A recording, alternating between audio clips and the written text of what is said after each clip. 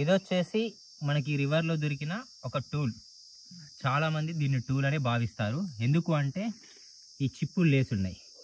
ఈ చెప్పులు లేసినప్పుడు ఒకటి ఈ చిప్పులతో టూల్ అనే చేసి ఉంటాడు, లేదా ఇదే టూల్గా భావిస్తారు.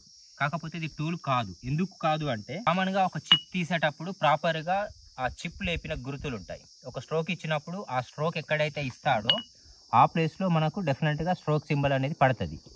అది పడ్డాక సేమ్ వేలో ఇట్లా కూడా లేపుతాడు.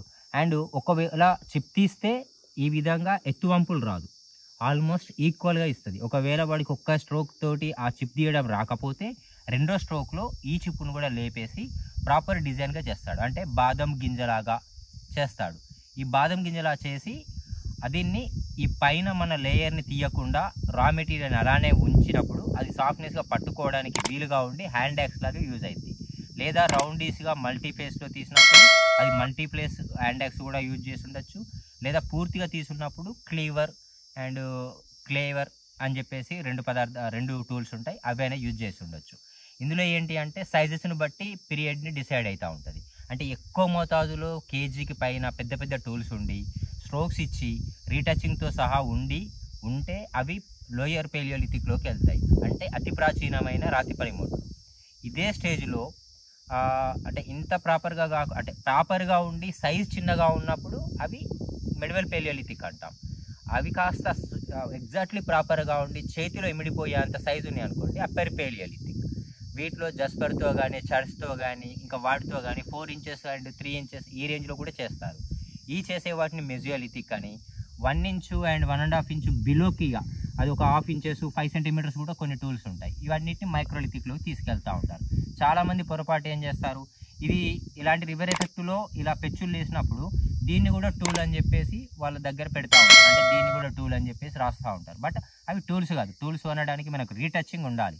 ఎప్పుడైతే ఇక్కడ స్ట్రోక్ ఇచ్చాడో ఆపోజిట్ డైరెక్షన్లో మళ్ళీ స్ట్రోక్ ఇస్తాడు.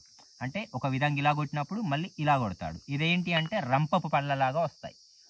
ఒక పాజిల్ తయారు చేయడానికి కంపల్సరీగా మినిమం నాలెడ్జ్ ఆ విధంగా వాడతాడు. టూల్స్ అంటాం ఎగ్జాక్ట్లీగా. అలా కాని వాటిని జస్ట్ చిప్పింగ్ అయినా తీసి ఉండాలి, లేదా వాడి ఈ రివర్ ఎఫెక్ట్ వల్ల కానీ మన నీటి ప్రవాహాలు కొట్టుక రావడం వల్ల కానీ బండల మీద తాకి ఈ విధంగా అంటే డిజైన్డ్గా కాకుండా ఒక లేయర్లో కాకుండా ఇక్కడ చూసాం కదా వంకర్ టింకర్గా ఇలా ఎక్స్ట్రా ఎడ్జెస్ తోటి వస్తూ ఉంటాయి. ఇది టూల్ ఎందుకు అన్నాం, ప్రాపర్గా స్ట్రోక్ ఇచ్చాడు. ఇక్కడ ఈ స్ట్రోక్ను మనం చూడొచ్చు.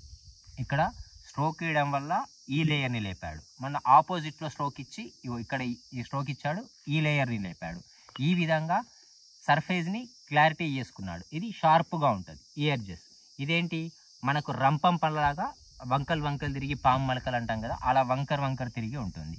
దీన్ని ఏంటి క్లీవర్గా కానీ ఇంకా వేరే పద్ధతిలో కానీ యూజ్ చేసి ఉంటాడు.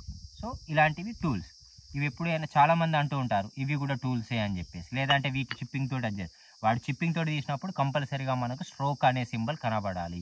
ఆ స్ట్రోక్ కూడా ప్రాపర్గా ఉండాలి. ఎగ్జాక్ట్గా లేపినప్పుడు అది సర్ఫేస్ని సాఫ్ట్నెస్గా చేసినప్పుడు అది టూల్ కింది దాన్ని నుంచి ఆ చిప్ను టూల్ చేసి ఉండొచ్చు.